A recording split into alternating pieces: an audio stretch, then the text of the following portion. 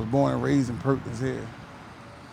I was here actually when this was real a fire station. Now I'm a director of his after-school program for kids. Started out as a volunteer, then a janitor, then a secretary checking in names, educator, assistant director, now the director of after-school program. I'm still here. I live a block over. I'm not going nowhere. I'm gonna be here when they rebuild it. Because I'm here for the community, especially for the kids. The community might not be here, but we still have a community. This house right here, 331, was my great grandmother's house right here. She lived here for a long time. She lived here for about 10, 15 years. This is my great grandmother's house right here. So we used to come in here because she had about five girls, and this was my great grandmother's house. Everybody used to come here for Easter, for Christmas. We ate here. This was a one-bedroom apartment. We all used to just come in here and eat, running in and out the court, because this used to be a parking lot. And as you see, we used to have no ball playing sign used to be there all my life. But we ain't listen. We played ball, we played basketball, we played baseball. We hit people windows. This was like our little park right here. And this court right here, this was a special court because you can leave your door open. You just court where if you was hungry, you can go in anybody's house and get something to eat. They had big giant cookouts. This court right here had a sentimental. I know I lived in Baltimore Court, but this court right here, if Perkins get, when they tear this down, this is the court that I want to come get a brick from. This is a sentimental court right here.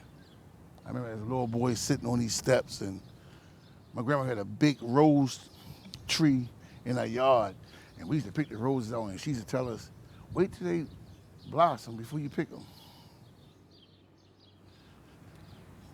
There's a lot of memories here. I remember that tree right there, that tree that fell right there. I had some older guys. They tied me up to this tree at 12 o'clock at night. They laughing, they lived in the court behind here, they laughing. And I'm tied up to this tree right here for like 2 hours, tied up. And they came back, hit me in my side and stuff. But them guys made me tough. They really made me tough though. This tree right here, I remember this tree right here.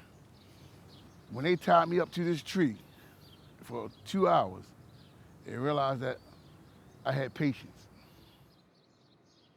Like we made fun. Like we didn't have all the fortunate baseball fields and basketball courts. We had basketball courts, it was for the older guys though, but we played basketball on the poles.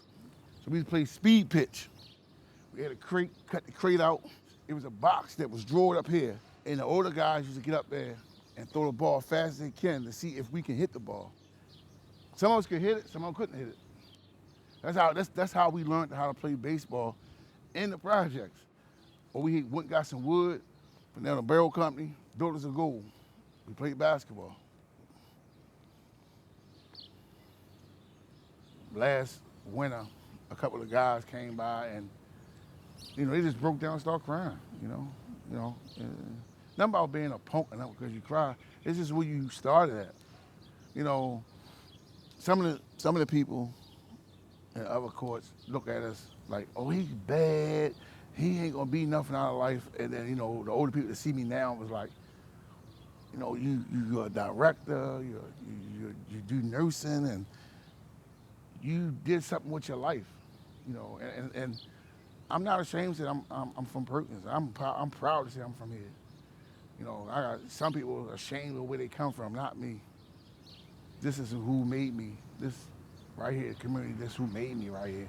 I wouldn't be the man I am today if it wasn't for this community right here.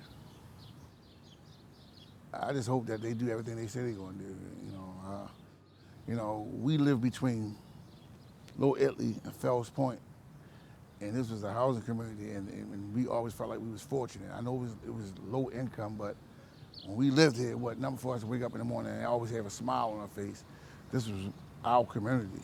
I didn't look at it as we was poor, because I felt like we always have, this is my community. When the first brick get laid here, I will be here. When the first resident move into their house in here, I would be here. I would be that first person to greet them because you move into a great community, you know. And I hopefully, you know, the kids that move here will find joy at the powerhouse. So I ain't going nowhere.